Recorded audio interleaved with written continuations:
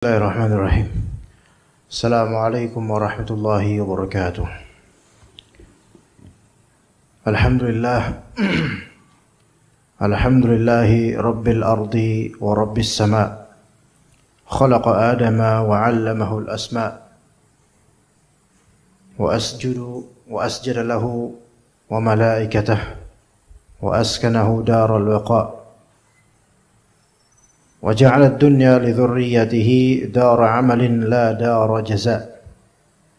أحمده سبحانه وتعالى وأستغفره وأتوب إليه وأعوذ بالله من شرور نفسي ومن سيئات أعمالي فمن يهده الله فلا مضل له ومن يضلل فلا هادي له. وأشهد أن لا إله إلا الله وحده لا شريك له وأشهد أن محمدا عبده ورسوله لا نبي بعده.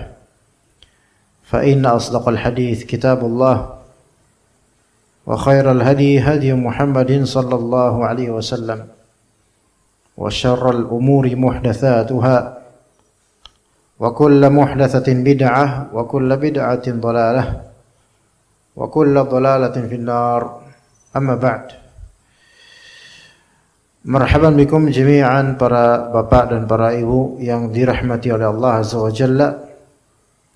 Diberi rezeki yang Allah permudah dan dilancarkan segala urusan kebaikan serta diberkati oleh Allah Ta'ala untuk usianya. Kembali kita di majelis lanjutan kajian kitab Ada Apa Setelah Mati yang tidak kita teruskan ketika di bulan Ramadan karena libur Ramadan, maka kita insyaallah akan mulai kembali biiznillah ta'ala membahas di kitab ini kisah yang disebutkan dalam hadis Nabi sallallahu alaihi wasallam.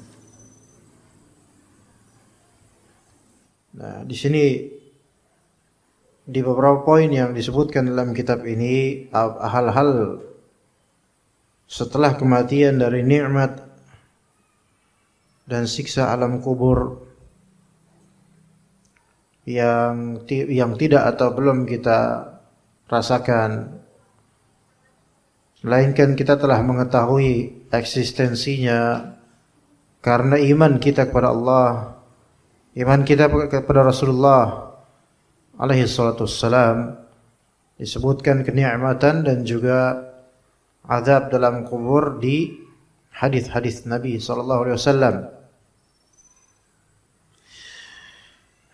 Jemaah sekalian rahimakumullah, kita langsung menuju ke poin-poin itu. Di antaranya yang ke-18, seorang mukmin akan menjawab semua pertanyaan di kubur dengan lancar. Ini yang disebut fitnatul qabr.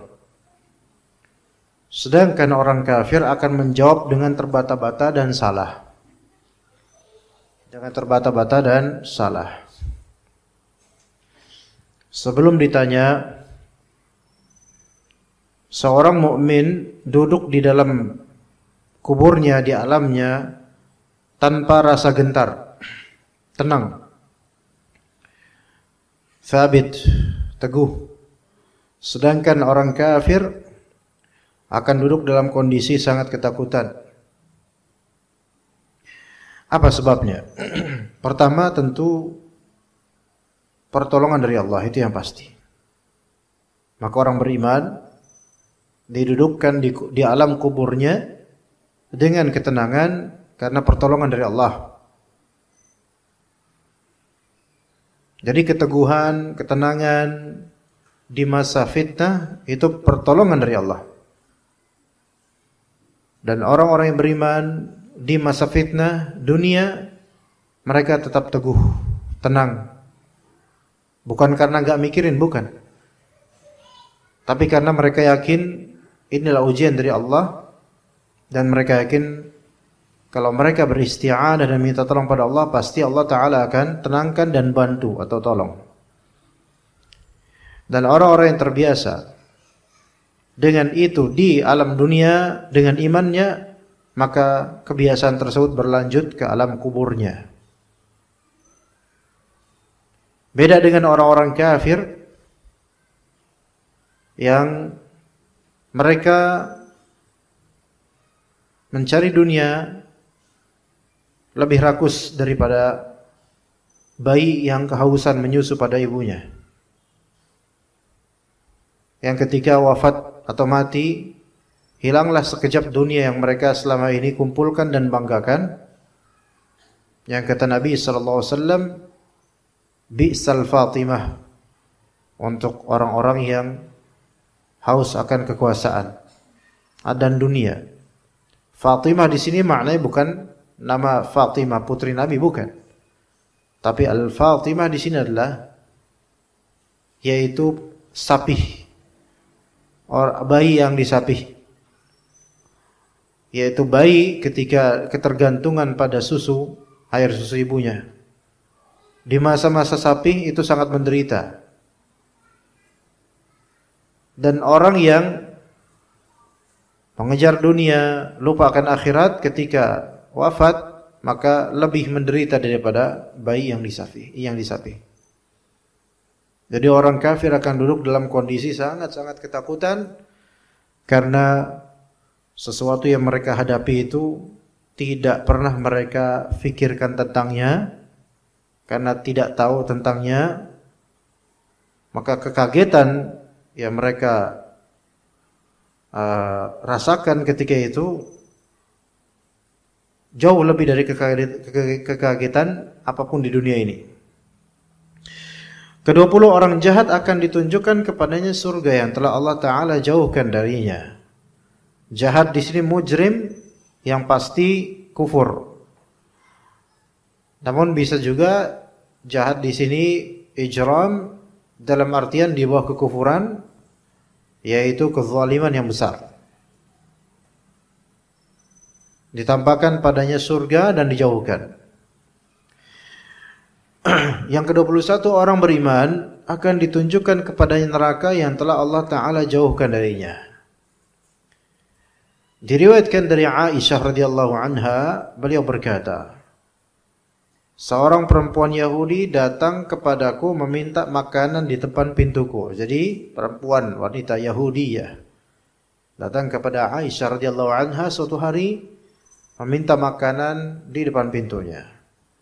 Perempuan Yahudi itu berkata, berilah aku makanan. Semoga Allah melindungimu dari fitnah Dajjal dan fitnah azab kubur. Ya. Dan itu doanya seorang perempuan Yahudi yang mengerti agamanya loh. Ya. Maka Aisyah radhiyallahu anha berkata, aku akan terus menahannya hingga Rasulullah SAW datang. Lalu aku bertanya kepada Rasulullah, wahai Rasulullah, apa yang dikatakan oleh perempuan ini? Kata Rasulullah SAW, beliau berkata apa? Apa yang dia katakan? Perempuan itu kata Aisyah, ia berkata begini, semoga Allah Ta'ala melindungimu dari fitnah Dajjal dan fitnah azab kubur. Aisyah radhiyallahu anha berkata, maka Rasulullah SAW berdiri seraya mengangkat tangannya memohon perlindungan kepada Allah Subhanahu wa Ta'ala dari fitnah Dajjal dan dari fitnah azab kubur. Dari azab kubur di sini maksudnya. Ya, adapun fitnah kubur itu pertanyaan yang tidak bisa kita beralih darinya. Kemudian sabda Nabi SAW, tidak ada seorang pun yang tidak memperingatkan, tidak ada seorang nabi pun yang tidak memperingatkan kaumnya dari fitnah Dajjal.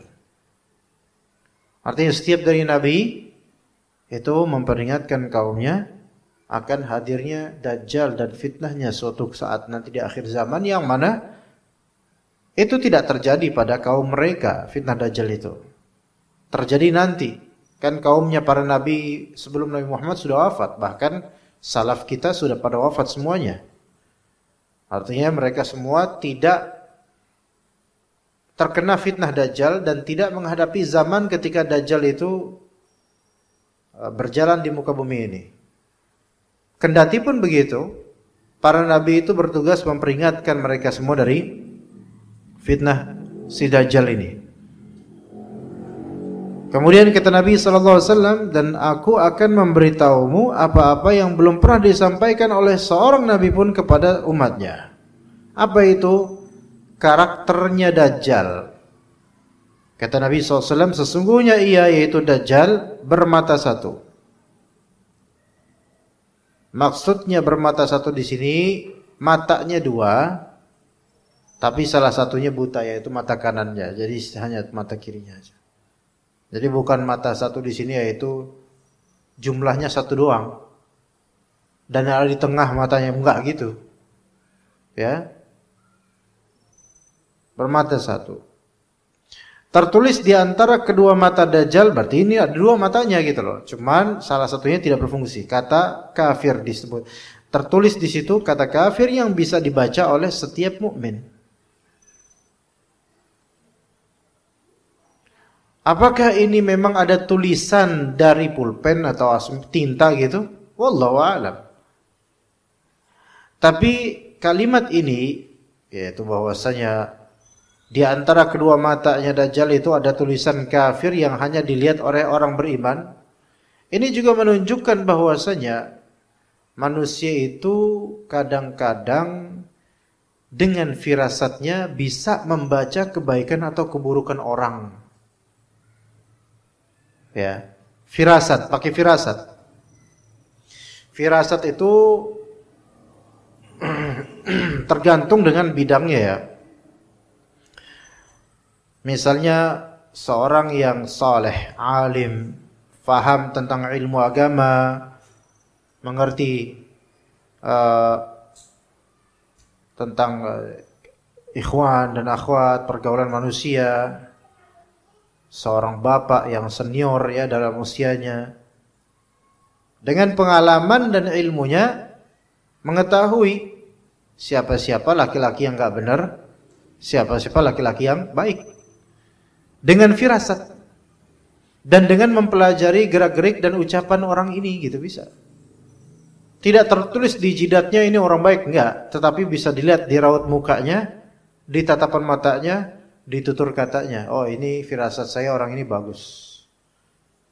Ya. Begitu. Dan kadang-kadang enggak perlu pakai firasat. Kalau indikator muka seseorang itu memang secara psikis dan secara fisik menunjukkan hal itu. Misal wajahnya sangat kelihatan ini orang berwatak keras, kadang bisa. Ya. Ini orang sepertinya lembut dia, bisa ketahuan. Ya, walaupun tidak absolut. Baik. Adapun kata Nabi SAW, adapun mengenai fitnah kubur atau azab kubur,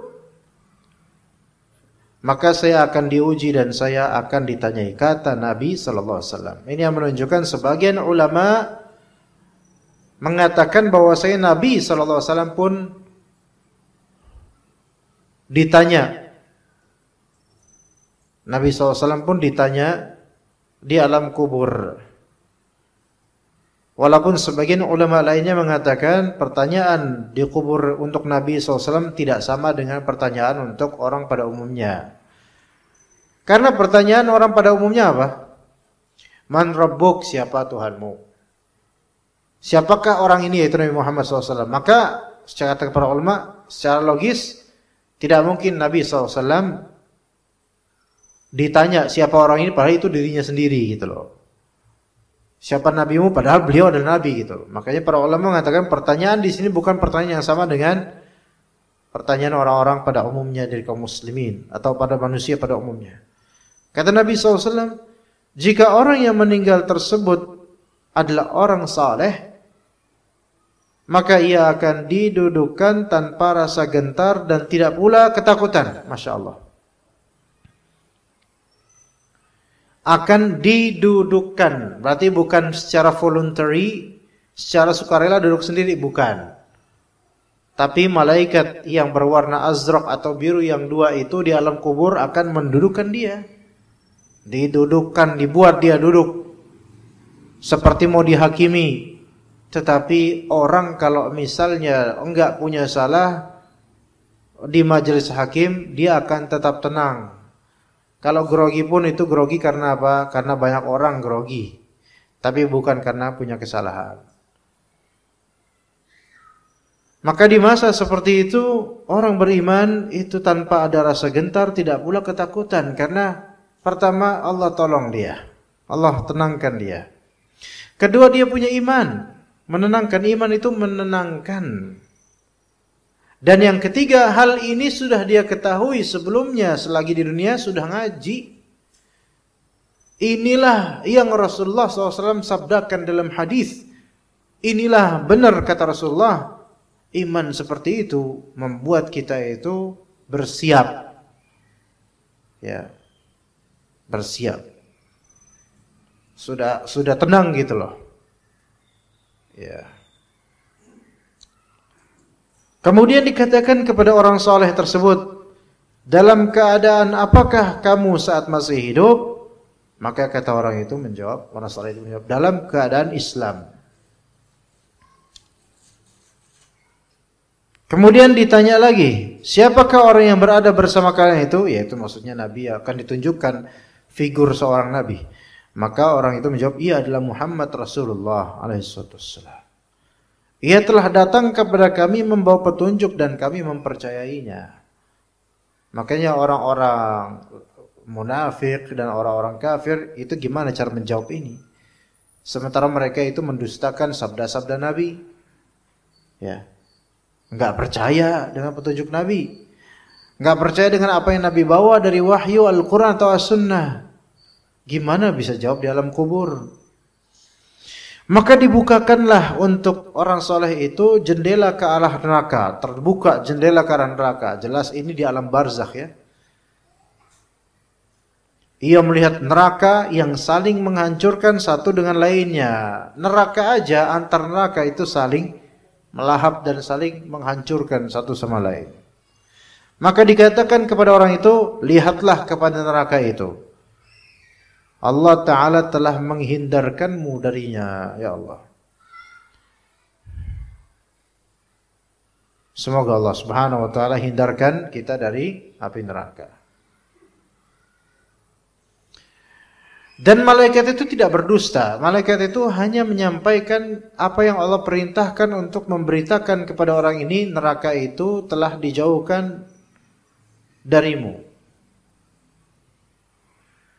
Lalu dibukakan untuknya jendela menuju surga. Ia pun memandang kemegahan dan segala yang ada di sana. Lalu dikatakan kepada orang saleh itu, inilah tempatmu di dalam surga.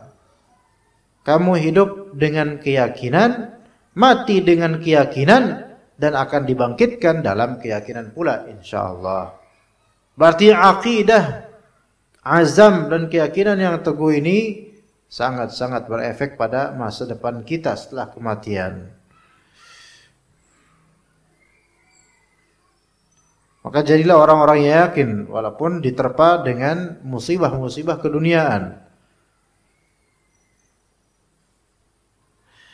Memiliki pasangan, jodoh, istri atau suami, apalagi punya anak juga misalnya, yang memiliki keyakinan pada Allah itu adalah pasangan yang sangat valuable, sangat memiliki harga yang tinggi dibandingkan dengan pasangan yang serba was-was ini itu, serba gamang ini itu. Karena keyakinan, keteguhan, kesabaran, hilm, tidak responsif dalam melihat keburukan misalnya, tidak responsif, banyak menahan sesuatu. Ini adalah bukti keimanan.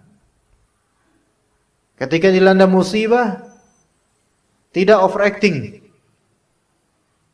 Actingnya berlebihan. Tidak overthinking. Pikirannya berlebihan. Tidak overspeaking. Banyak ngomong.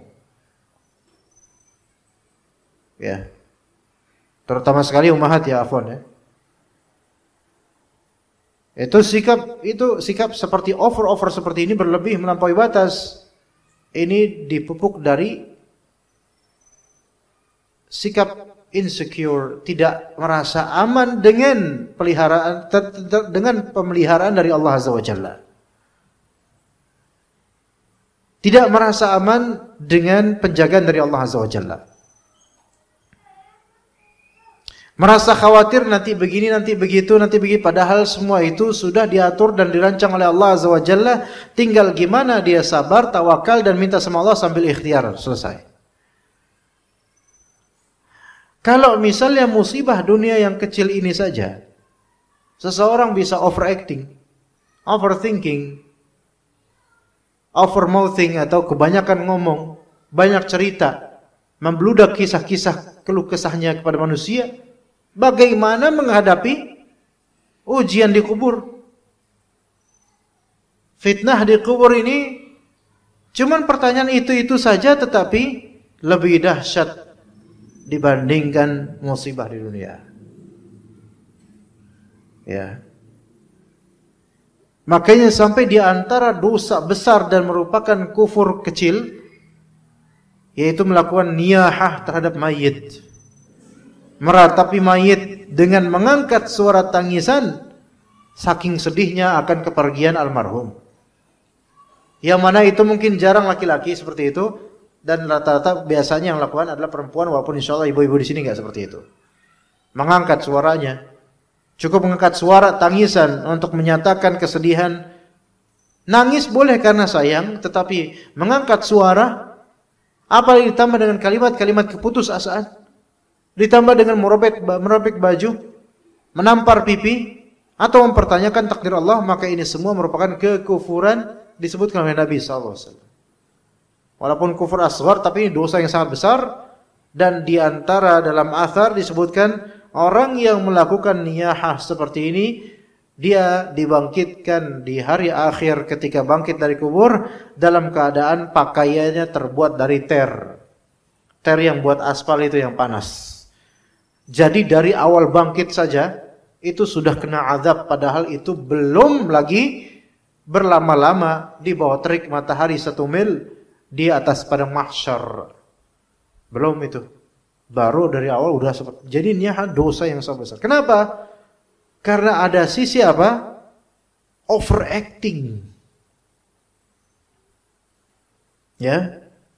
Maka ayo kita istighfar minta sama Allah ampunan akan apa yang telah berlalu dari sikap kita overacting. Atau overthinking, berpikir berlebihan padahal Allah jamin kenyamanannya kalau dia tawakal sama Allah. Jadi gimana kita bagaimana menghadapi pertanyaan-pertanyaan dan musibah di alam kubur kalau di dunia aja itu kita nggak bisa menyikapinya dengan proporsional, dengan baik, sesuai dengan keinginan Allah dan Rasulnya. Taib, seperti itu umat jemaah sekalian, bapak-bapak, ibu-ibu. Makanya kadang kedewasaan bersyariah itu dimulai dari akidah yang benar. Bukan dimulai dari yang pintar dulu, yang penting pintar dulu, bukan. Tapi dimulai dari akidah yang benar. Sehingga dengan akidah itu dia bersikap dengan benar menghadapi takdir Allah Azza wa Jalla. Kemudian setelah berakidah yang benar, mengikuti tuntunan Nabi SAW untuk fikihnya, fikih syariah, sehingga dia tahu how to do dan what to do, bagaimana cara melakukan dan apa yang harus dilakukan dia tahu. Itu baru dewasa bersyariah. Ya, begitu jemaah. Kemudian kata Nabi SAW, akan tetapi jika orang tersebut termasuk orang yang jahat, maka ia didudukkan di dalam kuburnya dalam keadaan gemetar dan sangat ketakutan. Karena apa? Karena hal seperti ini, scenery dan penampakan kenyataan realita yang dia hadapi dalam barzakh tidak pernah setitik pun dia bayangkan di alam dunia selama ini. Kalau misalnya jemaah punya teman Nasrani, tanya ke dia, Pernah nggak mikir alam kubur itu kayak gimana? Saya yakin nggak pernah mereka mikirnya itu, karena dalam agama mereka dan tutorial beragama mereka itu nggak pernah mengajarkan afterlife tuh kayak gimana gitu loh. Dengan konsep yang sesuai dengan dalil-dalil. Melainkan hanya tinjauan-tinjauan dan juga prakata atau muqaddim atau pendapat dari guru agama mereka atau pastor mereka dan semisalnya. Karena konsep yang mereka bangun untuk beragama tentang akidah itu tidak berdasarkan dengan buku buku kitab suci mereka. Adapun kita ada ayat Al-Quran, ada hadis Nabi SAW, itu semua melengkapi, Masya Allah. Sehingga konsepnya jelas. Yang disebut dalam dalil kita katakan, yang tidak disebut dalam dalil kita tidak berspekulasi. Itu jelas. Makanya orang-orang yang kufur kepada Allah, Allah tancapkan pada hati mereka cinta dunia. Sehingga lupa akan akhirat. Dan lupa akan konsekuensi amal mereka. Lebih diperburuk lagi, kalau keyakinan mereka bahwasanya Jesus itu adalah seorang savior yang menyelamatkan dan menebus dosa-dosa humankind, manusia seluruhnya. Akidah seperti ini menjadikan apa? Kita itu memiliki freedom dan juga kebebasan untuk berbuat karena dosa kita telah ditebus oleh Jesus. Kata mereka. Na'udzubillah min dzalik. Nabi Isa adalah seorang nabi manusia. Beliau tidak menebus dosa siapa-siapa. Melainkan kata Allah, wala taziru waziratu wizra ukhra. Ya. Seseorang itu tidak akan menanggung beban dosa orang lain. Nggak ada itu. Itu bantahan yang telak untuk mereka ya dari agama kita Islam dengan Al-Quran di surah An-Najm. Wala taziru waziratu wizra ukhra. Ya, seseorang tidak akan menanggung beban dosa orang lain.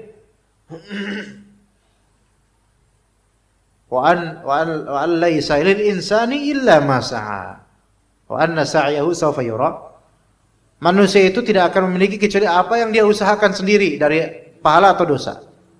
Dan usahanya tersebut akan ditampakkan di hari akhir nanti.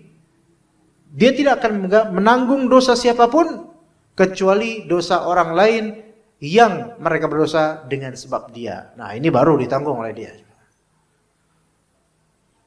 Kalau misalnya akidahnya bahwasanya dosa kita itu sudah ditebus oleh seorang nabi, ya sekarang berarti mau berdosa apapun bebas dong. Makanya nggak kepikiran gitu.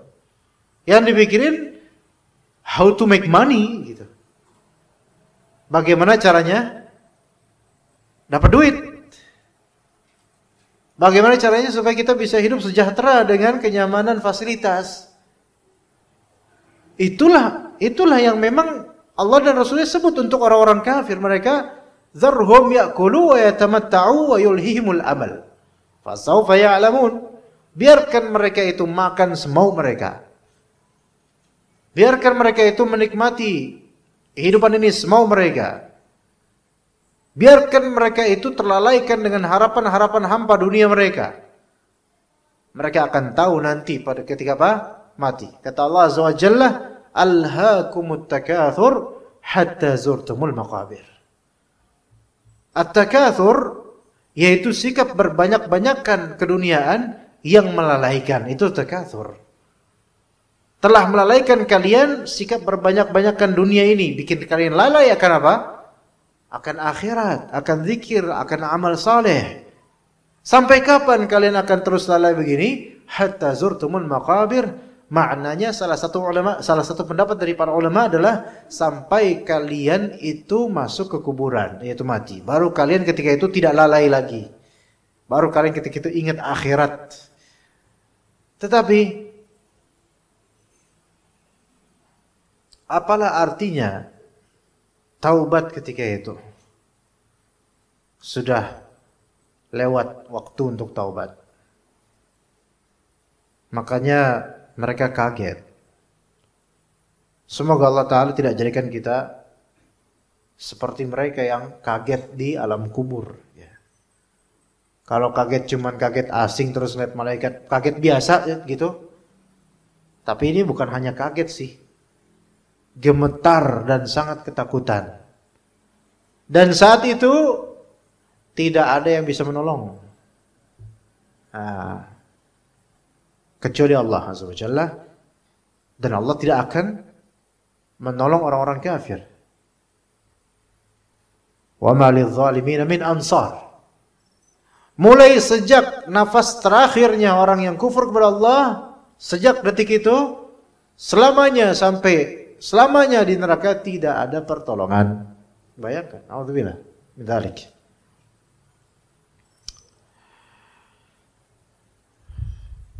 Kalaupun mereka itu minta tolong sama Allah, Allah tidak kabulkan karena sudah Allah cap mereka kafir pada Allah Azza wa Jalla.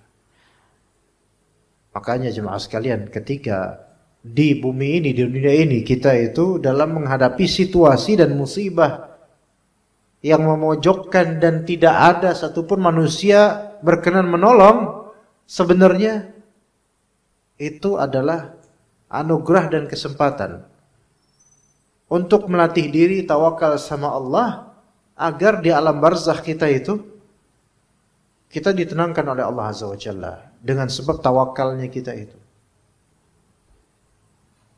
Ya. Maka mereka ketakutan di alam kubur. Dikatakan kepada mereka, dalam keadaan apakah kalian saat masih hidup? Maka orang kafir ini menjawab, atau mungkin orang munafik, ya bisa aja. Aku mendengar orang-orang mengatakan sesuatu, aku pun ikut mengatakannya. Cuma ikut-ikutan. Oke. Dalam riwayat lain dia akan dihajar itu oleh malaikat. Ya. Teriak ya. Lalu dibukakan untuknya jendela menuju ke surga. Sebenarnya dari pertanyaan pertama aja, apa agama kamu, nggak bisa jawab, itu sudah hancur itu dia. Udah, itu aja udah nggak bisa jawab, ya berikutnya lebih-lebih. Lalu dibukakan untuknya jendela menuju ke surga. Ia pun memandang kemegahan dan segala yang ada di sana. Lalu dikatakan kepadanya, inilah surga yang telah dijauhkan oleh Allah darimu. Na'udzubillah min dzalik. Kemudian dibukakan untuknya jendela neraka. Ia pun melihatnya saling menghancurkan satu sama lain. Lalu dikatakan kepadanya, inilah tempatmu di dalam neraka. Kamu hidup dengan keraguan, mati dengan keraguan, dan akan dibangkitkan dalam keraguan pula lalu disiksa. Ragu-ragu tuh nggak enak. Penasaran itu nggak enak. Dan ketika mati dalam keraguan, ya hidup pun nggak hidup pun bingung, mati bingung, dia di akhirat lebih bingung. Taib, kemudian nomor 20, langsung ke nomor 26 di kitab ini. Amal saleh datang berupa orang yang berparas tampan. Ini di alam kubur ya, alam kubur, di alam barzakh, belum ke akhirat. Amal saleh datang berupa orang yang berparas tampan. Indah pakaiannya, harum aromanya, memberi kabar yang menggembirakan. Sedangkan amal buruk akan datang berupa orang yang jelek pakaiannya, busuk baunya, dan memberitakan kabar yang menyedihkan. Ini persis seperti yang disebutkan dalam hadis Al-Barra bin Azib yang sangat-sangat panjang. Ya.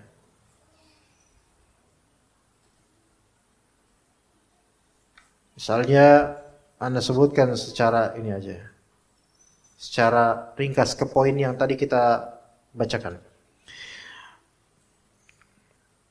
Jadi ketika ditanya, man rabbuk, ya Allah Tuhanku, Islam agamaku, Nabi Muhammad SAW nabiku, terdengarlah seruan dari langit, hambaku benar, maka bentangkanlah hamparan dari surga untuknya, berilah ia pakaian dari surga, dan bukakanlah untuknya pintu dari surga. Nah itu. Tapi belum masuk surga karena masih di alam barzakh. Walaupun kata sebagian ulama, rohnya orang beriman, rohnya saja itu di surga, di alam kubur di surga. Ya. Tapi itu secara ruh saja. Jadi dia merasakan ruhnya saja. Adapun secara fisiknya di alam barzakh tetap di alam barzakh secara fisik. Adapun fisik yang ada di alam dunia ini, yang di tanah, maka itu adalah fisik di alam dunia. Begitu ya, fisik di alam dunia. Baik. Maka ketika dibukakan pintu surgawi, orang itu menikmati semerbak wangi dan keharuman surga. Kemudian kuburnya diperlebar seluas mata memandang. Sehingga dia itu nanti pada waktunya nanti akan bilang, ya Allah segerakanlah hari kiamat gitu. Pengen cepat-cepat ketemu keluarga yang saleh masuk surga. Nah setelah dibentangkan begitu, datanglah kepadanya jelmaan lelaki berparas menawan. Itu mungkin kalau laki-laki ya. Kalau misalnya mayitnya ini perempuan, mungkin wallahu alam manusia perempuan jelmaannya mungkin begitu, wallahu alam. Kita nggak tahu. Tapi dalam hadis disebut laki-laki berparas menawan, berpakaian indah, beraroma harum. Nah, jadi sebenarnya 3 karakter ini tuh surgawi banget coba. Paras indah, menawan ya, bagus. Wajahnya itu enak dipandang. Pakaiannya bagus. Aromanya harum. Sebenarnya kita semua bisa seperti itu. Enggak ada di antara kita yang parasnya bluk atau seperti pocong atau enggak ada, semuanya normal. Ibu-ibu cantik, bapak-bapak ganteng. Kalau enggak ada yang bilang ganteng, minimal diri sendirilah gitu ya. Ganteng, cantik, insya Allah. Sebenarnya semua itu kalau misalnya senyum itu indah gitu loh. Kemudian pakaiannya bagus, aromanya harum. Seandainya itu kita lakukan ketika sholat atau di masjid, surgawi banget jemaah. Ya, kita misal di alam barzakh ini melihat ada tiba-tiba di alam kita itu seorang teman, pendamping, berparas menawan, berpakaian indah, aroma harum. Dia ngomong, bilang kepada kita, kepada mayit muslim ini, bergembiralah dengan apa-apa yang menggembirakanmu. Bergembiralah dengan keridhaan Allah Azza wa Jalla, dengan surga yang terdapat di dalamnya terdapat kenikmatan yang abadi. Inilah hari yang telah dijanjikan kepadamu. Orang itu seraya menjawab, semoga Allah Ta'ala memberimu kabar gembira. Siapakah engkau? Wajahmu adalah wajah yang membawa kebaikan. Jadi ini bukan syirik ya. Wajah yang membawa kebaikan itu maksudnya wajah-wajah yang menyenangkan, wajah-wajah gembira gitu loh. Boleh kita ngomong gitu. Ya. Ketika misal lagi ngobrol sama orang lain, sama teman, ada teman lain datang dengan sumringah. Kita bilang, "Kenapa ente senyum?" Wajahnya nih kayaknya wajah-wajah yang membawa kabar baik nih. Nah, itu boleh seperti itu. Apa kata orang ini? Kata laki-laki yang menjelma ini, "Aku adalah amal solehmu. Demi Allah, aku sungguh-sungguh tidak mengenalmu kecuali sebagai pribadi yang segera melaksanakan perintah Allah dan jauh dari maksiat kepadanya, maka Allah Ta'ala memberimu pahala yang baik." Kemudian dibukakan untuknya satu pintu ke arah surga dan pintu yang lain menuju neraka. Lalu dikatakan kepadanya, neraka ini adalah tempatmu jika engkau bermaksiat kepada Allah. Allah Ta'ala telah mengganti neraka untukmu dengan ini, yaitu surga. Ketika orang tersebut melihat ke surga, ia berkata, "Ya Allah, segerakanlah hari kiamat ya Allah, agar aku segera kembali kepada keluarga dan harta bendaku." Bukan berarti maksudnya kembali ke dunia, bukan. Nggak maulah kembali ke dunia lah. Orang jauh lebih enak surga kok. Tapi kenapa disebut keluarga dan harta benda? Karena manusia sampai kapanpun nggak bisa itu jauh dari dua itu. Harus punya teman keluarga, ya, dan harus punya kepemilikan. Makanya di surga itu nanti masing-masing akan dikasih keluarga. Jannatu adni yadkhulunaha wa man salaha min abaihim wa azwajihim wa dhurriyyatihim. Masuklah ke jannah Aden. mengalir di bawahnya sungai-sungai. Maksudnya ke Jannah Aden, mereka masuk bersama dengan nenek moyang mereka, bapak, ibu, kakek, nenek yang soleh. Wazwajihim, pasangan-pasangan mereka, suami yang soleh, istri yang soleh, atau para istri yang solehah. Wadzurriyyatihim, keturunan termasuk anak laki, anak perempuan, cucu, cicit masuk. Tapi yang soleh, soleha. Wa man solaha min abaihim, yang soleh. Adapun yang enggak soleh, enggak ngumpul di surga. Makanya mensolehkan keluarga itu penting, coba. Jangan sampai kita itu cuman yang penting nyari duit. Udah kayak binatang ternak, kalau kayak gitu mah yang penting makan. Enggak. Gimana caranya supaya kita memboyong diri kita dan keluarga kita sama-sama ke surga? Begitu. Ya. Berkumpul. Maka ketika orang soleh itu, dikubur di dalam barzakh, melihat bagaimana surga, itu langsung keinget keluarganya. Padahal keluarganya mungkin aja masih hidup di dunia. Ya, masih hidup di dunia. Dan kemudian yang kedua, pengen ketemu dengan harta bendanya.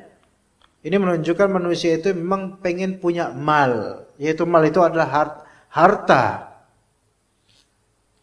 Manusia itu diberi fitrah menyukai harta.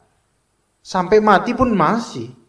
Sampai di akhirat pun pengen punya kepemilikan. Apa yang dia miliki itu pengen. Dan Allah kasih. Gitu loh.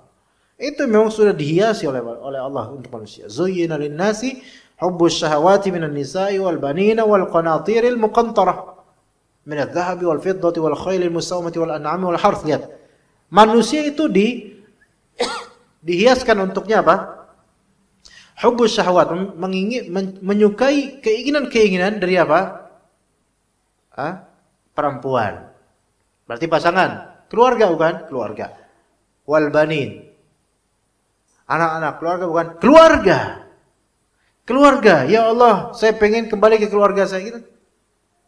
Kemudian wal qanatiril muqantarati minadh dhahabi wal fiddati wal khailil musawwamati wal an'ami wal harth, yaitu harta-harta yang berlimpah dari emas, perak, kendaraan yaitu unta, dan pertanian. Itu semua kepemilikan harta. Di dunia seperti itu manusia itu butuh keluarga, yaitu anak istri, dan butuh juga dengan kepemilikan harta.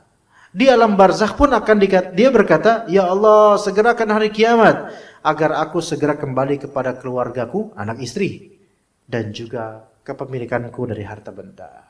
Masih kepikiran pengen menikmati itu karena kenikmatan, kebahagiaan yang ada di benak manusia itu ya berkisar dengan kedekatan sosial keluarga dan juga kepemilikan harta. Coba sekarang Pak, apa sih kenikmatan yang kita cari lagi dari itu? Cuma dua itu sebenarnya. Di dunia ini dari segi material, dari segi kedekatan dengan keluarga itu nikmat yang paling kita inginkan.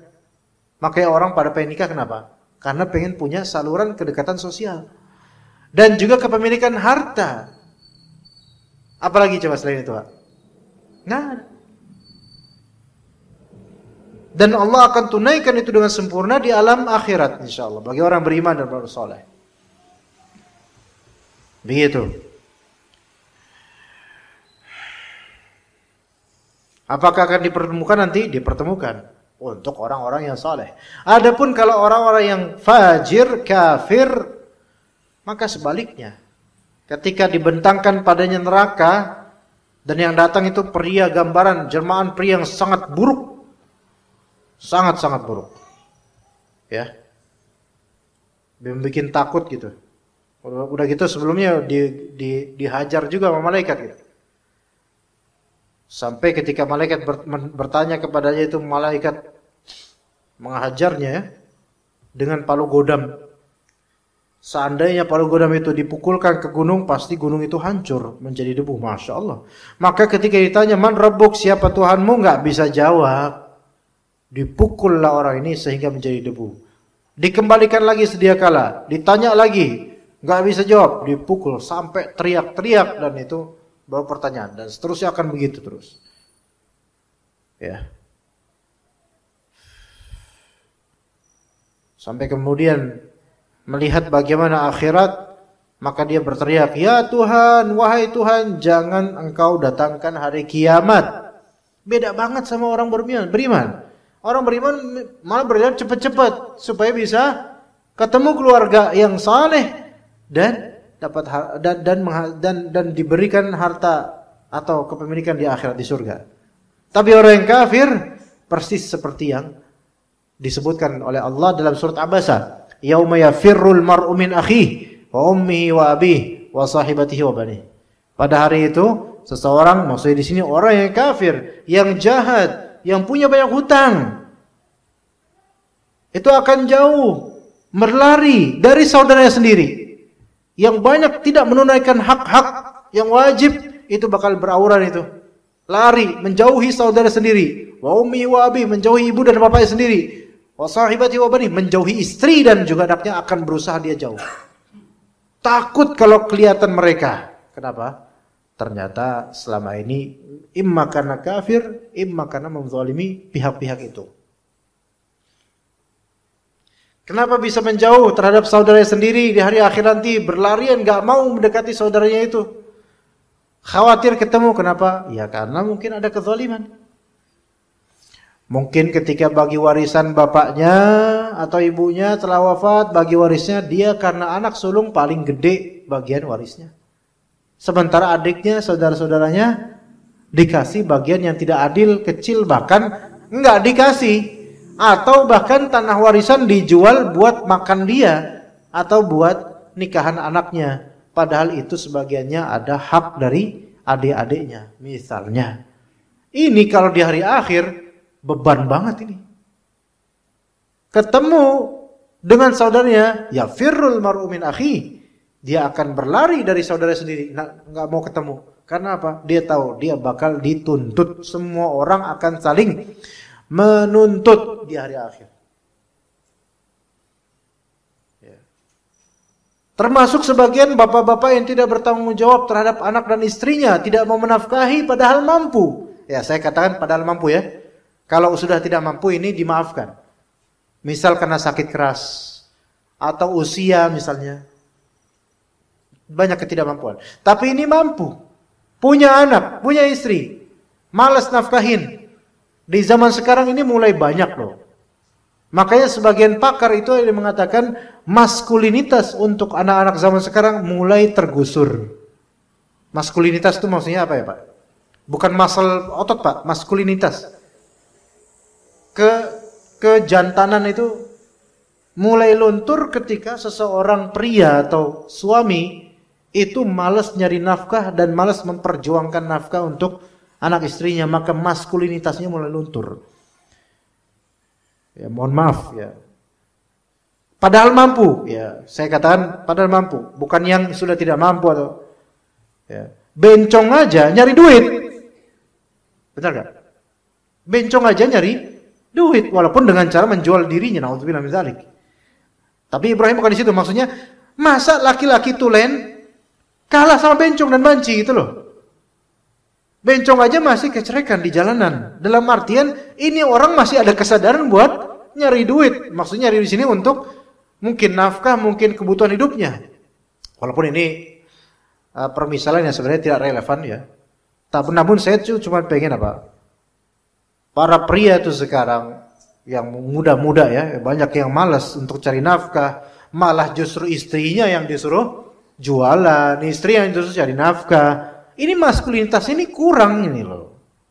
Maka ibu-ibu, bapak-bapak, contohkan pada anak-anak kita berjuang mencari nafkah, Pak. Gitu loh. Karena sebenarnya apa yang mungkin bapak-bapak tentu jauh lebih tahu daripada saya.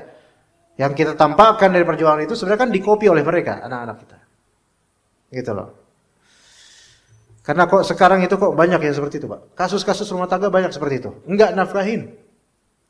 Diperparah juga banyak juga yang begini, Pak. Cerai, ya, punya anak darinya, anak kandungnya, udah cerai, dibawa sama ibunya kan, atau diasuh sama ibunya, tapi si suami nggak mau nafkahin, bukan karena nggak tahu hukumnya, tapi memang merasa, udah cerai, saya nggak perlu apa-apalah, nggak mau ngapa-ngapain, nggak mau ribet ngurusin anak, udah itu masa lalu. Masa lalu iya, di masa depan di akhirat akan dihisab.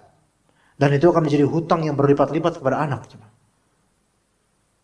Ya. Banyak juga yang belum tahu hukumnya kalau misalnya cerai dan sudah lahiran, bayi itu masih disusui, ada kewajiban untuk membayar ke ibu yang menyusui. Itu banyak yang nggak tahu. Dikiranya kalau udah cerai, udah dia nyusuin aja biarin. Kan susu doang kan, nggak makan sereal, nggak makan serelak apa bubulak nama daerah. Serelak apa itu namanya. Maksudnya nggak butuh biaya apa? Emang dikira air susu ibu datang dari langit apa? Kan ibunya harus makan juga. Dan itu menyusui juga suatu pekerjaan yang kadang-kadang membuat begadang. Maka harus diberi upah dari itu, baik ibu kandungnya atau ibu susunya. Itu banyak yang nggak paham hukum ini, Pak. Ya. Wong yang jelas-jelas wajib nafkah yang sudah difahami hukumnya saja. Banyak yang malas, lah apalagi yang nggak paham hukumnya. Ini semua kalau nggak ditunaikan, ini nanti akan wasahibatihi wabani, akan berauran, kabur ketika melihat istrinya, kabur ketika melihat anaknya. Kenapa? Karena istri dan anak itu akan menuntut. Begitu, Pak. Menuntut apa? Ini ya Allah, ketika di dunia mereka tidak menafkahi kami padahal dia mampu dan wajib. Kalau sudah tidak mampu, harap dimaklumi gitu loh. Tapi kalau misalnya itu beruzur, tapi kalau misalnya mampu, nah ini yang menjadi hisab yang berat. Maka jemaah sekalian, mari kita jangan memberatkan diri kita dengan berbuat zalim kepada pihak-pihak terdekat. Ya, sampai istri sendiri dijauhin di akhirat. Bukan karena jelek istrinya, tetapi karena dia tahu ketika itu dia akan dituntut oleh istrinya, dituntut oleh anaknya, wa ummihi wa abi, dituntut oleh ibunya, dituntut oleh bapaknya. Kenapa begitu? Boleh jadi karena durhakanya dulu, boleh, bisa. Boleh jadi karena ibu dan bapaknya sudah usia renta, tidak bisa bekerja, tidak punya penghasilan, dan dia punya, enggak dinafkahin ibu bapaknya. Itu dituntut nanti di akhirat. Iya. Begitu ya, jemaah sekalian. Maka orang-orang kalau kebanyakan hutang budi yang wajib untuk ditunaikan dan dia tidak melakukannya, maka berat di hari akhir, sehingga ketika melihat neraka itu, ya Allah jangan kau percepat hari kiamat, kalau bisa jangan datangkan hari kiamat, kata orang jahat itu. Karena dia tahu bahwasanya orang-orang yang berbuat jahat di dunia ini masir, ma'wa, ma'ab, dan tempat kembalinya adalah jahannam. Na'udzubillah min dzalik. Baik. Ibu-ibu kalau ada pertanyaan di kertas ya Bu ya. Pertanyaan bebas loh Bu. Ya, boleh tentang ini, boleh tentang itu, ya. Kemudian dikatakan oleh penulis rahimahullah, para malaikat mencium aroma orang mukmin. Jadi orang beriman ketika wafat itu ada aroma surgawi dari jenazahnya. Tapi itu di alam gaib. Adapun di alam dunia tidak tercium. Kalau misalnya ada mayit di alam dunia ini, misalnya dia wafat, kok dia harum ya? Apakah itu berarti memang di sananya harum? Maka kita katakan Allahu a'lam. Allahu a'lam. Enggak bisa kita pastikan, ya. Enggak boleh kita pastikan. Oh ini, tapi boleh kita doakan dan harapkan semoga ini mudah-mudahan tanda-tanda kebaikan gitu. Tapi enggak boleh kita katakan oh ini orang saleh, dia pasti sedang mendapatkan nikmatan di alamnya, enggak boleh memastikan. Katanya itu gaib. Kemudian orang-orang mukmin sangat senang saat menyambut kedatangan ruh mukmin yang baru tiba. Melebihi gembiranya seseorang yang menemukan kembali kerabatnya yang telah hilang. Wallahu alam, boleh jadi ini menunjukkan bahwasanya wallahu alam di alam barzakh pun orang-orang beriman saling bertemu. Sesama orang beriman. saling bertemu dan saling menyambut.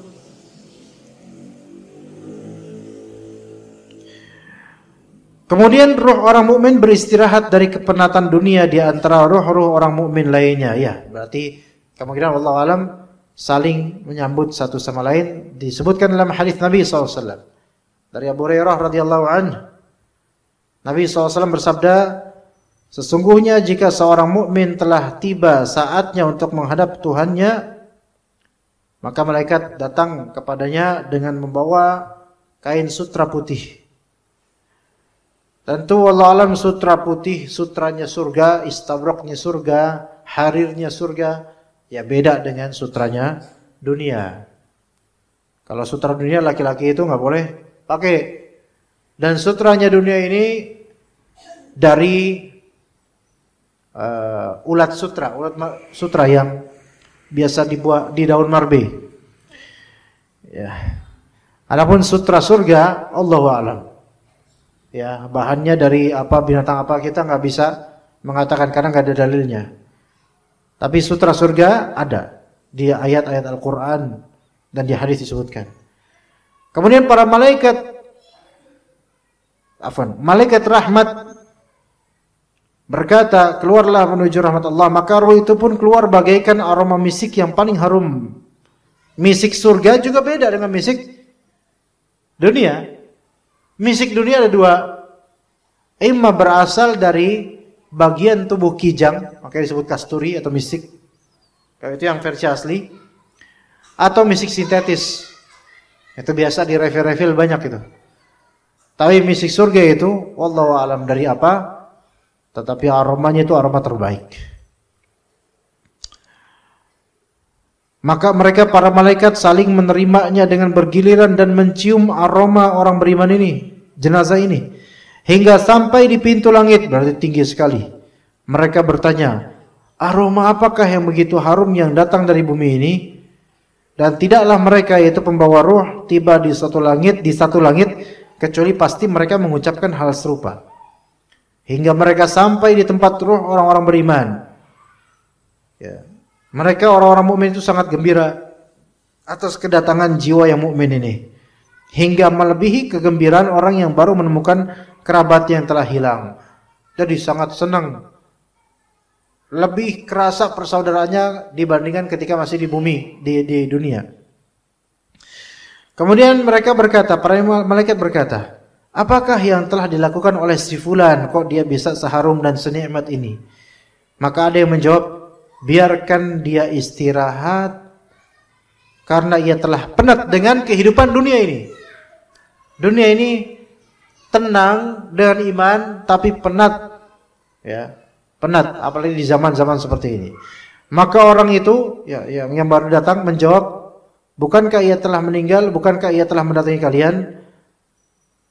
Mereka berkata, ia telah dibawa ke tempat kembalinya, yaitu neraka Hawiyah. Taib. Di sini itu pembahasan lain.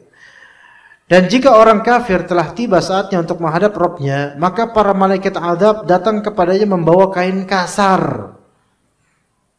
Kain kasar. Kainnya kasar. Kain tapi kasar. Ya. Dan di sinilah syaitan itu kadang menjelma dengan penampilan yang kayak gini. Pakai kain kasar. Dan para malaikat berkata kepada mayat ini, jenazah yang kafir ini, keluarlah menuju kemurkaan pada Allah.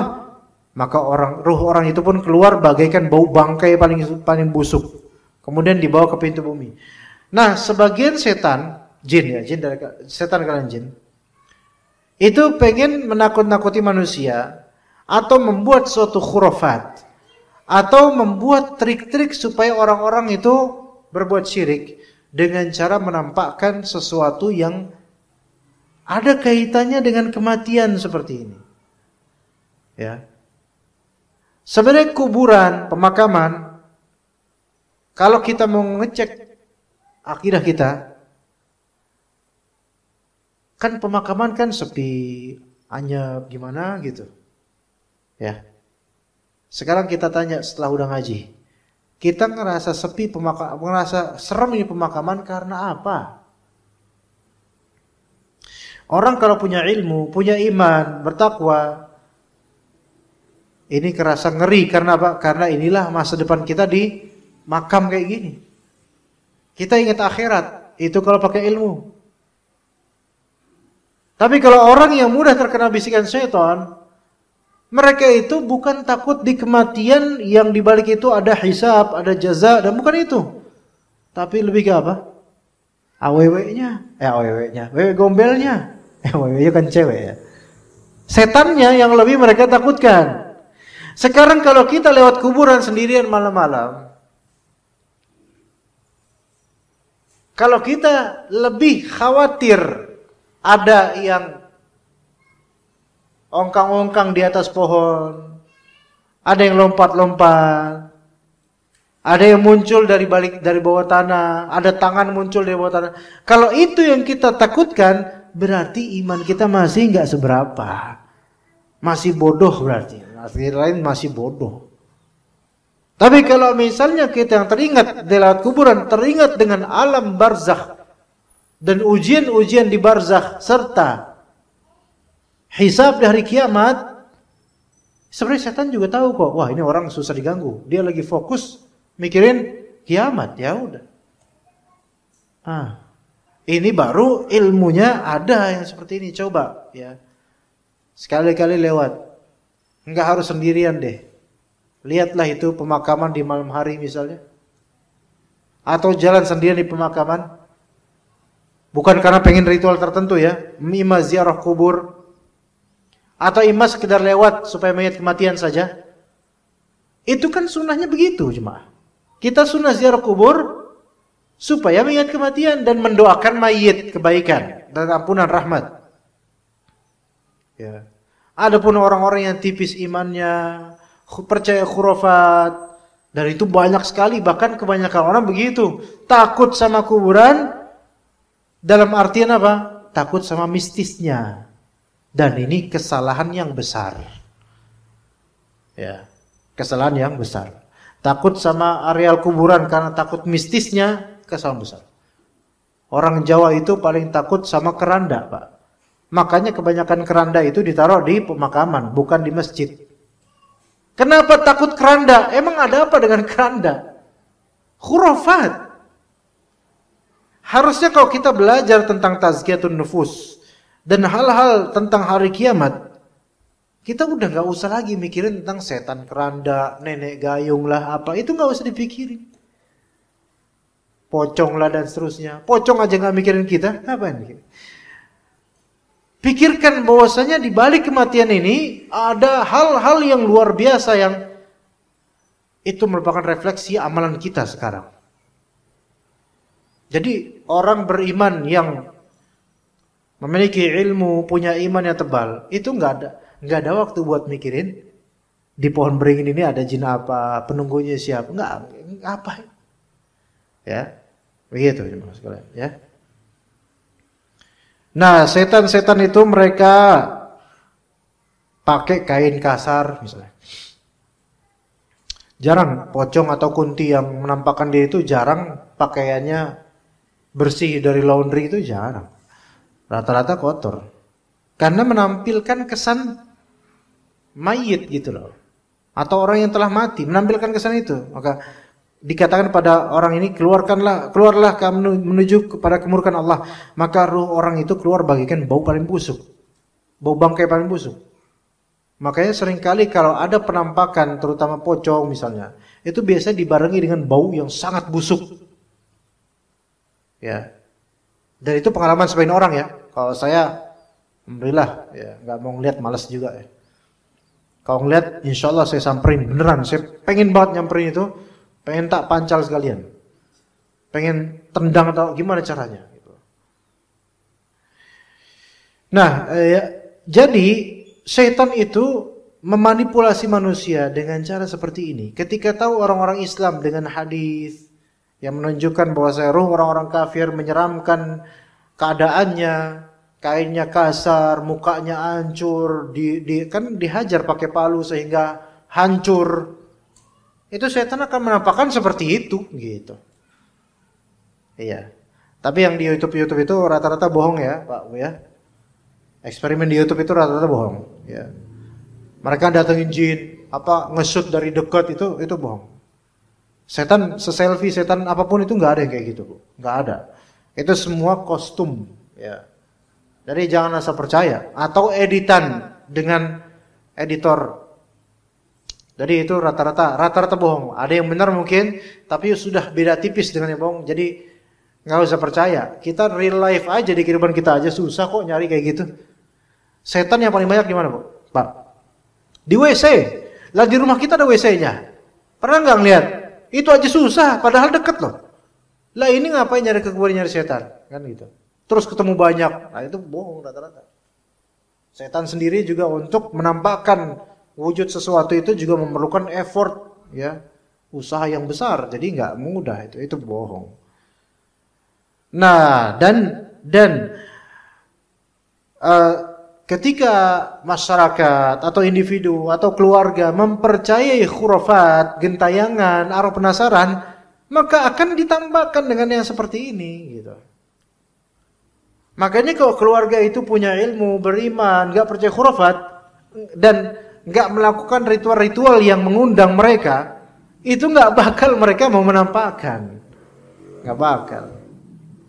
Ya, seperti itu. Jemaah sekalian rahimakumullah, dan juga gambaran surga maupun neraka terus-menerus diperlihatkan kepada penghuni kubur. Jadi orang yang di dalam kubur, yaitu di alam barzakh, masirnya itu tempat kembalinya nanti akan diperlihatkan, baik neraka atau surga. Dan terus-menerus tidak. Terus-menerus di sini maksudnya berkali-kali, berulang-ulang, tidak hanya sekali dan selesai, tapi betul supaya orang ini semakin sengsara bagi yang kafir dan semakin bahagia bagi yang beriman. Wallahu a'lam. Baik, untuk materi kita cukup sampai sini insyaallah. Jika ada pertanyaan Bapak-bapak silakan. Kita sebenarnya rencananya sampai jam 10.30 ya. Silakan ya bertanya Bapak-bapak. Ibu-ibu ada pertanyaan ibu-ibu? Kalau tidak ada saya selesai. Silakan Bapak. Ya, fadhal.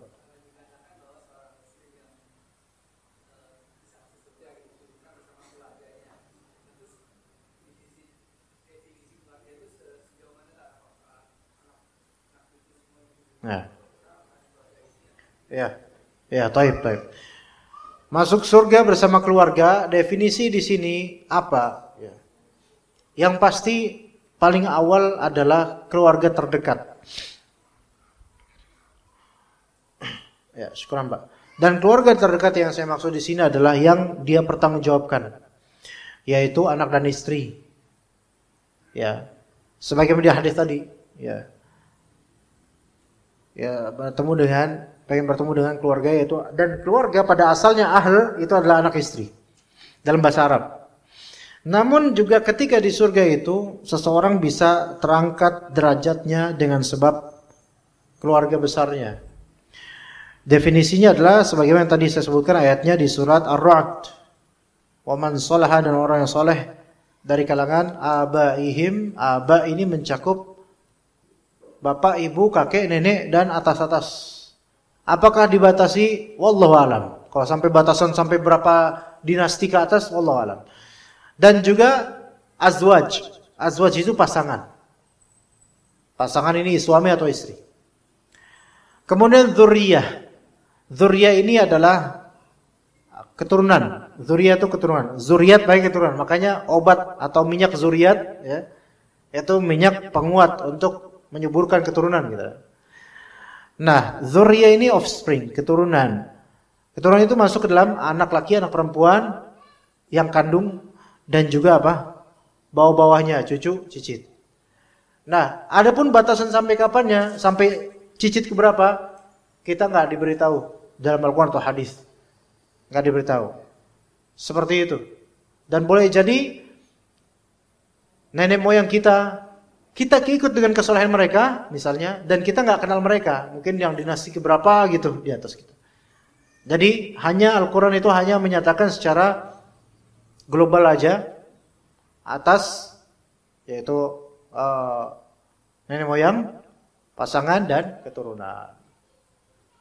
Tapi yang paling inti adalah istri dan anak, karena istri dan anak ini Untuk laki-laki, dialah yang bertanggung jawab terhadap nafkah mereka dan akhlak dan agama mereka.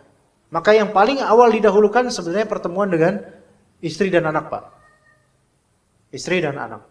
Tapi kalau dari segi nafkah ya, dari segi nafkah dan pendidikan. Tapi kalau dari segi bakti yang paling awal dihisab, berbuat ihsan, yang paling awal dihisab adalah orang tua. Karena seorang laki-laki itu yang paling utama dari segi nafkah adalah istri kemudian anak. Bukan orang tua. Tapi yang paling terawal dari segi bakti ini mencakup segala perbuatan baik adalah ibunya terutama, orang tua. Maka itu semua akan paling awal dihisab. Orang tua, maksudnya perbuatan kita ke orang tua kita, baik yang sudah wafat sekarang atau masih hidup, atau nafkah kita pada anak istri kita. Begitu, Pak. Makanya kalau kita marah kepada istri kita dengan marah kepada orang tua kita, dosanya lebih besar kepada orang tua kita. Kita menghentak istri kita dengan menghentak orang tua kita, dosanya lebih besar, jelas dosa besar menghentak orang tua kita. Tapi kalau menghentak istri kita karena kita berada di atas posisinya yaitu sebagai rijal, qawwamuna 'alan nisa. Kita nasihatin, kita omelin misalnya, itu tidak berdosa, bahkan bisa berpahala kalau dalam rangka nasihat. Tapi kalau orang tua, ibu terutama kita omelin dengan cara yang omel, maka itu dosa. Artinya di sini hak bakti orang tua lebih unggul sehingga di akhirat akan dihisab di bidang bakti dan hak istri lebih ke bagian nafkah, Pak. Wallahu alam, seperti itu, wallahu alam. Ya, ini waktunya mungkin 10 menit lagi insyaallah. Ini ada pertanyaan. Afwan Ustaz, izin bertanya, bagaimana jika suami lumpuh separuh badan mulai dari pinggang ke kaki sejak 2016 hingga kini? Semoga Allah Subhanahu wa taala hapus kesalahan dan dosa beliau, dan juga semoga Allah Subhanahu wa taala gantikan dengan kebaikan, pahala dan ridhonya, dan semoga Allah taala sembuhkan penyakit ini dan Allah permudah untuk menuju kebaikan dunia dan akhirat. Apakah tetap berkewajiban mencari nafkah sementara anak-anak masih kecil? Lalu bagaimana istri harus berperan menggantikan suami cari nafkah atau tetap mengurus anak-anak? Yang sahih kalau misalnya lumpuh samping begini. Kalau memang Pak suami ini, ya semoga Allah Ta'ala menjaga beliau selalu. Kalau memang beliau punya skill, dan skill itu bisa dilakukan walaupun dengan keadaan lumpuh separuh, maka wajib baginya untuk mencari nafkah. Dengan skill yang dimampu oleh beliau. Misal lumpuh separuh, untuk jalan-jalan ke toko nggak bisa, dagang nggak bisa, ngantar paket nggak bisa. Tapi beliau bisa misalnya kerajinan tangan misalnya. Atau bisa nulis, ngetik bisa. Atau bisa menjadi operator hanya dengan tangan kanannya misalnya. Maka tetap wajib, tidak 100% hilang kewajibannya kalau memang ada kemampuan. Begitu, Pak. Begitu Ibu. Ya. Jangan sampai sebenarnya ada potensi yang Allah berikan pada dirinya dan masih mampu dan belum relatif tua sekali belum. Kemudian membiarkan istrinya menerjang keluar untuk bekerja mencari nafkah dan anak-anak diasuh oleh dia. Ini kebalik, jangan. Ya, laki-laki kan tidak harus keluar kerja, tidak harus, bisa kerja di dalam. Jadi operator apa misalnya. Atau buka channel YouTube, mereview sesuatu sebagai kerjasama dengan brand tertentu misalnya. Sebenarnya banyak sekarang cara-cara bekerja tuh atau cara mendapatkan penghasilan sangat banyak. Dan semoga Allah Ta'ala bukakan pintu rezeki untuk beliau dan permudah urusan beliau dalam masalah ini. Karena kalau kita sadari, kita pun mungkin pernah berpikir gimana kalau nanti saya cacat atau sakit atau gimana, bisa nggak ya tetap walaupun sakit gimana. Ketika dia hamba Allah, dia masih sangat berguna buat keluarganya. Apalagi anak-anaknya masih kecil. Ketika misalnya nanti dia tetap berjuang, beliau tetap berjuang, dan anak-anaknya melihat beliau berjuang, wallahi, ketika anak-anak itu besar, anak-anaknya akan merawatnya insyaallah. Ya. Karena anak-anaknya itu darah dagingnya dan bagian dari usahanya dia. Makanya kata Nabi SAW, sebaik-baik usaha, ya, sebaik-baik amalan atau usaha adalah anakmu sendiri, gitu loh. Sebaik-baik kasab, usaha, penghasilan adalah anakmu sendiri. Artinya apa yang kita usahakan untuk anak dari pekerjaan, nafkah dan seterusnya, itu akan menjadi terbaik, gitu loh. Di akhirat, dunia dan akhirat. Ya. Jadi semoga Allah gugah hati beliau dan juga keluarga untuk bisa kembali bekerja dengan baik, insyaallah. Mendapatkan penghasilan, apalagi anak-anak yang masih kecil. Insyaallah akan diingat oleh anak-anaknya kebaikan tersebut dan menjadi legenda dan cerita yang membuat mereka insyaallah akan mendoakan kebaikan buat orang tuanya. Jadi nafkah itu Allah Ta'ala syariatkan pada laki-laki bukan suatu syariat kecil, melainkan hal yang besar. Ya. Taib, bismillahirrahmanirrahim. Assalamualaikum. Waalaikumsalam warahmatullahi wabarakatuh. Ustadz, usaha apa? Usaha apa agar dapat bersama-sama di surga? Bila bersedekah di atas namakan keluarga, apa itu termasuk dapat dikategorikan usaha agar di surga bersama? Mohon penjelasan, terima kasih. Siapapun yang soleh dengan usaha apapun, maka mereka akan bersama sekeluarga. Tapi kalau memang mau ada amalan yang sifatnya kolektif, bukalah sedikit pengajian anak-anak di rumah. Ya. Enggak harus TPA, enggak harus. Kumpulkan anak-anak 10, ya. Suaminya membiayai untuk makanan kecil dan hadiah-hadiah, istrinya yang ngajar ngaji. Itu kalau memang mau ya, usaha kolektif berdua gitu. Itu insyaallah berkah. Dan tapi itu kalau istrinya bisa ngajar ngaji, kalau istrinya juga ngajinya belepotan ya jangan. Seenggaknya sediain rumah lah, sediain rumah. Kalau memang rumahnya cukup, kalau memang rumahnya kecil, kontrakan kecil misalnya, ya 6 orang, 7 orang, fasilitasi anak-anak misalnya yang memang pengen ngaji. Iqra misalnya. Undanglah guru atau ustadzah atau ustadz yang bisa ngajar ngaji Iqra. Ya. Jangan nanti saya ajarin tentang ada apa setelah kematian, repot anak-anak gak paham nanti. Ya. Nah, sang ibu atau istri yang memasak makanan untuk mereka. Mungkin sepekan sekali, gitu loh. Atau sepekan 2 kali. Itu biaya paling berapa? Sekali pertemuan paling 150.000 misalnya.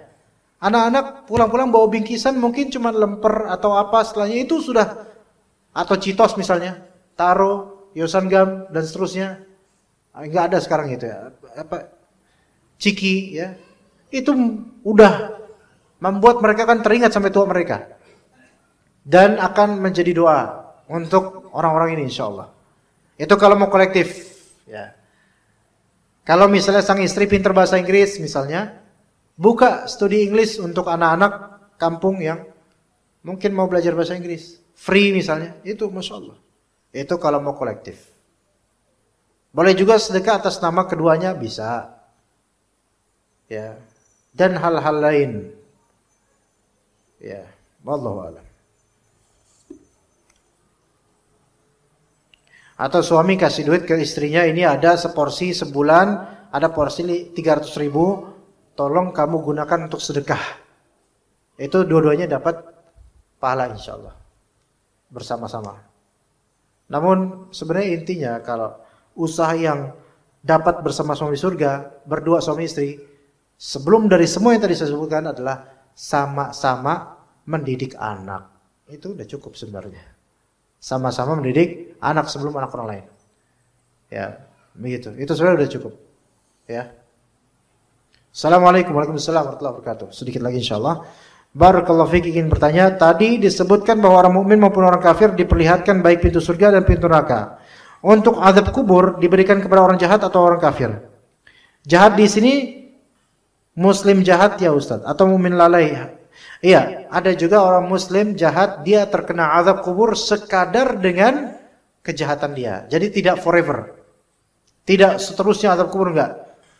Melainkan ada bagian-bagian imannya yang melindungi dia dari azab kubur. Tapi tetap ada sesuai dengan kesalahannya. Dalilnya adalah sabda Nabi SAW. Melihat ada dua kuburan dan kata Nabi dua-duanya lagi dia azab. Padahal penyebabnya bukan penyebab yang dianggap besar. Yang satunya najis atau terkena najis tapi nggak dicuci. Yang satunya namimah, adu domba. Mereka ini dua-duanya muslim gitu loh. Berarti kan kena azab. Bukan kafir, muslim. Tapi muslim yang berdosa besar. Untuk berkurban, yang kedua, untuk berkurban tidak dicontohkan berkurban atas nama orang tua yang sudah meninggal. Dan sekarang ini santer terdengar cukup berkurban satu keluarga satu kambing. Dalam arti disebutkan fulan dan keluarga. Yang ditanyakan, apa boleh berkurban dengan menyebutkan nama-nama anggota keluarga? Misal satu sapi, ada 3 anggota keluarga disebutkan berkorban, ayah, ibu, anak. Atau sebutkan fulan dan keluarga namun boleh berkurban di beberapa tempat. Sapi ya. Satu sapi. Gimana?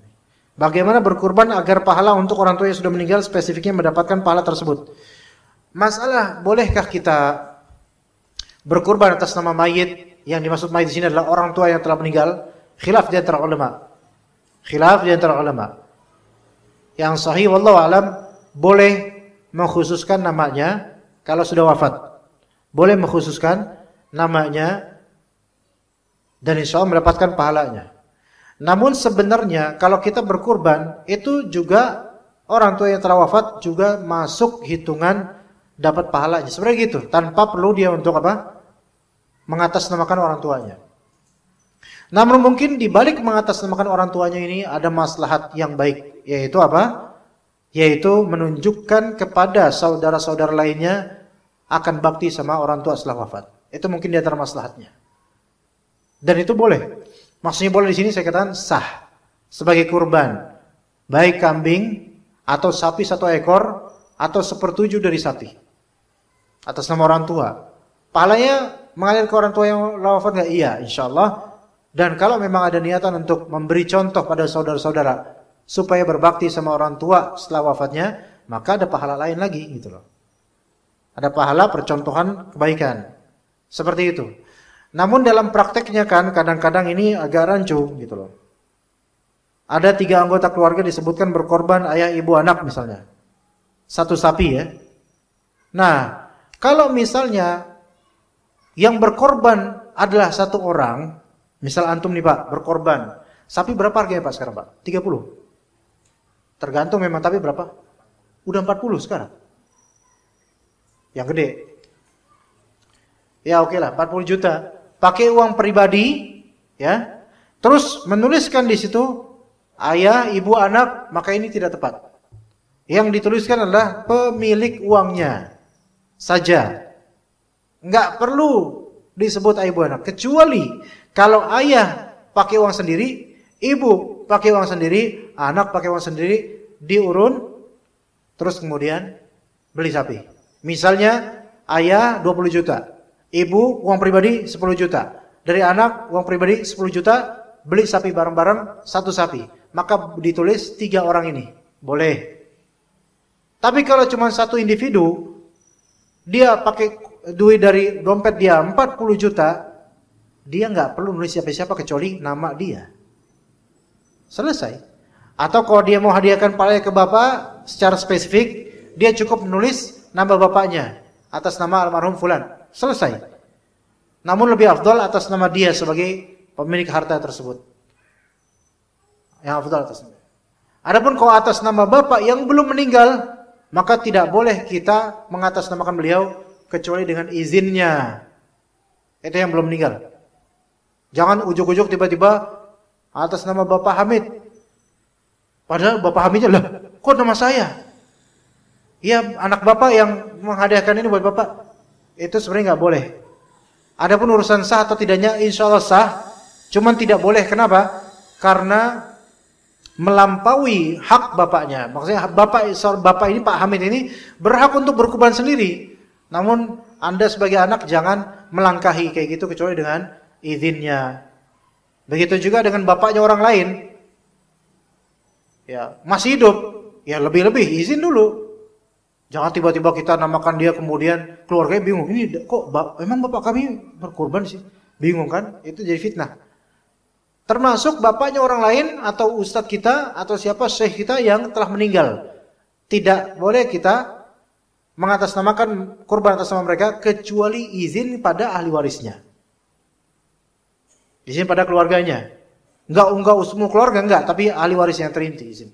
Saya pengen berkurban atas nama Bapak antum nih, Bapak antum kan Ustadz Ana, almarhum. Boleh enggak? Fadol Ustadz, fadol silakan. Nah, ini baru boleh. Kalau enggak diizinin enggak boleh. Ya begitu, wallahu a'lam. Saya pikir itu ya. Saya sebutkan fulan dan keluarga namun boleh berkurban di beberapa tempat boleh. Baik satu individu atau beragam. Dan kalau satu individu berkurban atas nama fulan, kalau pakai uangnya misalnya saya punya uang berapa kambing berapa ya? 3,5 juta. Saya ada uang 10-an juta. Pengen beli kambing 3 juta. Satu buat kurban saya, satu buat kurban istri saya, satu buat kurban anak saya. Yang afdol enggak seperti ini sebenarnya. Cukuplah Anda berkurban dengan nama Anda masing-masing, dengan nama Anda sendiri, karena itu uang Anda. Kecuali kalau misalnya 3,5 juta buat pribadi kurban, 3,5 juta kasih ke istri, nih kamu kurban pakai nama kamu, kasih duitnya. 3,5 juta kasih anak, kamu juga kurban pakai nama kamu sana. Nah ini baru boleh hadiah buat mereka. Ya, begitu jemaah. Ya, seperti itu. Wallahu alam. Mudah-mudahan jelas ya insyaallah. Sallallahu ala nabiyyina Muhammadin wa ala alihi wa sahbihi ajma'in. Subhanakallahumma bihamdika asyhadu an la ilaha illa anta astaghfiruka wa atubu ilaik. Terima kasih atas kehadiran Bapak-bapak Ibu sekalian. Barakallahu fikum jami'an. Wassalamualaikum warahmatullahi wabarakatuh.